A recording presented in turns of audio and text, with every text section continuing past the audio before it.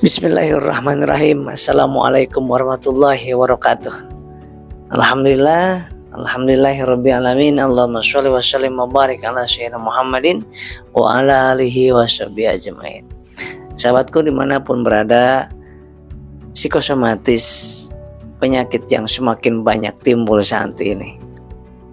Psikosomatis awalnya dari anxiety atau kecemasan berlebihan, baru naik level ke psikosomatis. Kalau psikosomatis, kepanikannya itu pengaruh kepada asam lambung meningkat, iritasi, kekentalan darah, kemudian menyempitnya pembuluh darah, kemudian otot-ototnya tegang sehingga merasa tercekek, merasa juga mengganjal di leher dan merasa vertigo, migrain, pegel-pegel dan sesak, kemudian punggung juga terasa nggak nyaman serta cepat lemas dan keringat dingin. Nah, itulah psikosomatis. Psikosomatis berawal dari trauma di masa yang lalu karena satu, tipes yang nggak sembuh-sembuh ya. Yang kedua, traumanya karena tiba-tiba keringat dingin, lemas misalkan di motor, di mobil, di tol, sedang upacara dan sebagainya. Yang ketiga, bisa jadi traumanya pada saat tiba-tiba berdebar-debar, kemudian langsung ke UGD dan divonis sesuatu penyakit yang menakutkan dan tersimpan di memori. Yang keempat, itu akibat dari awalnya biasanya mimpi yang menakutkan ya, sehingga tiba-tiba lemas, ngos-ngosan, keringat dingin. Nah, itu awalnya psikosomatis. Tetapi diperparah dengan apa? Itu penyebabnya apa sih? Bisa terjadi seperti itu? Biasanya karena kurang istirahat, kurang makan nasi, kemudian lupa makan, kelelahan, kecapean, glukosanya sedang turun di bawah 110. Itu awalnya dari situ. Tapi kalau tipes, biasanya memang tipes suka lama tapi orang nggak sabar. Pengen cepet sembuh, akhirnya pindah dokter, akhirnya makin lama sembuhnya.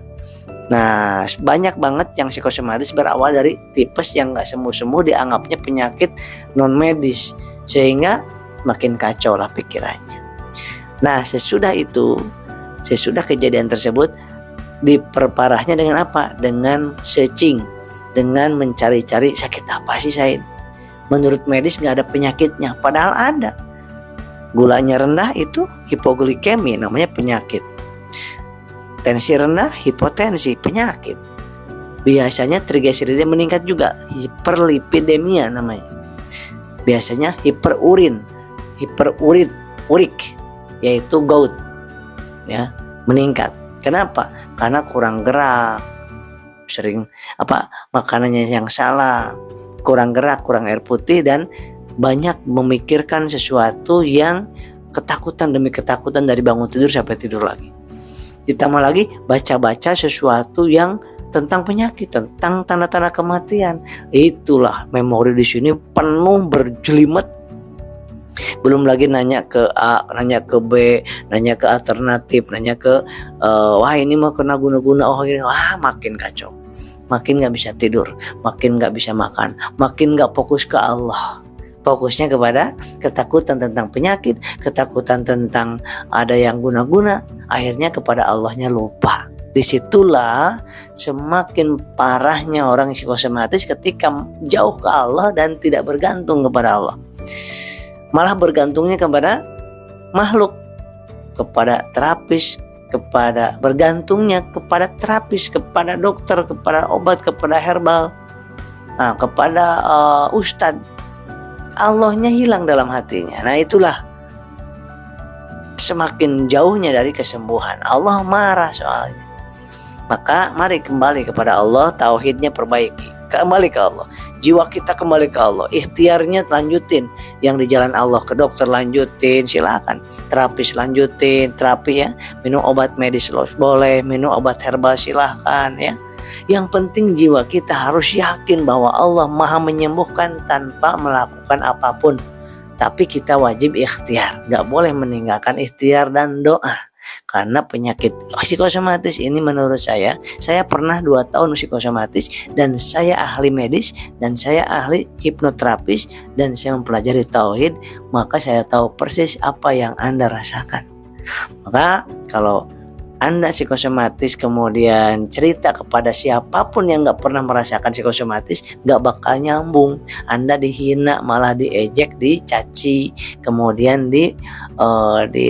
dilecehkan. Nah, maka jangan curhat lagi tentang psikosomatis ini kepada orang-orang yang gak paham. 1, gak paham, 2, gak mengalami, gak bakal paham. Walaupun tenaga medis, kalau belum pernah mengalami psikosomatis, mereka belum paham apa yang Anda rasakan. Bagaimana begitu sangat dekatnya dengan kematian rasa-rasanya, itu mereka nggak paham.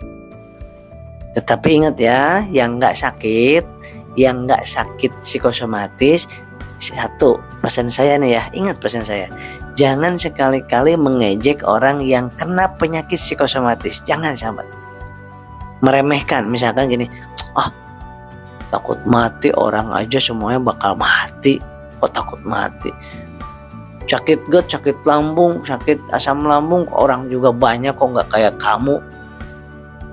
Hati-hati bicara gitu. Biasanya yang saya amati, orang yang bicara gitu walaupun dari hati itu menyepelekan. Karena ini penyakit psikosomatis, penyakit yang menurut saya rasa luar biasa. Ya. Jadi kalau ada yang menghina orang yang psikosomatis, baik istri ke suami, suami ke istri, teman ke teman, saudara ke saudara, ataupun terapis ke pasiennya, dokter ke pasiennya, mengejek, biasanya kena itu.